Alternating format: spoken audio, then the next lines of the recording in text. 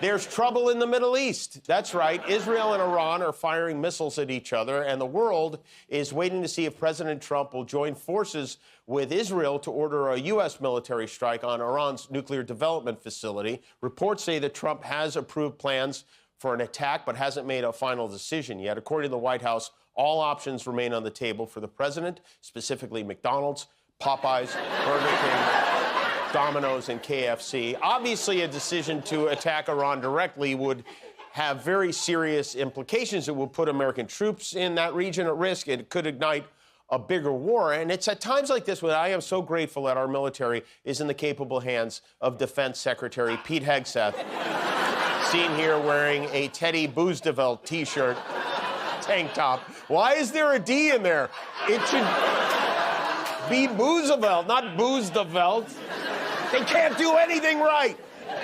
This situation's very tricky for Trump because the MAGAverse is intensely divided on this subject. A lot of them, including Tucker Carlson, Steve Bannon, the Klan mom, Marjorie Taylor Greene, and a huge chunk of Trump's base are not in favor of U.S. military intervention anywhere. And on the other side, you got Ted Cruz, you got Fox News, you got Lindsey Graham. They want to take this opportunity to put Iran's nuclear ambitions to a permanent end. But Trump campaigned on this idea of America first. He said he will make peace. We will stay out of foreign wars. We will let everyone else worry about themselves. We won't get involved. But also, he lies a lot. So who the hell knows what he's going to do?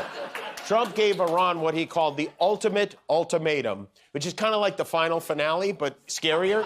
He enjoys making threats, and he loves attaching them to timelines, too. I have a message directly from the president, and I quote, "Based on the fact that there's a substantial chance of negotiations that may or may not take place with Iran in the near future, I will make my decision whether or not to go within the next 2 weeks." 2 weeks. It's always 2 weeks. Always 2 weeks. For a guy whose catchphrase was "you're fired," no one has ever given more 2 weeks' notice than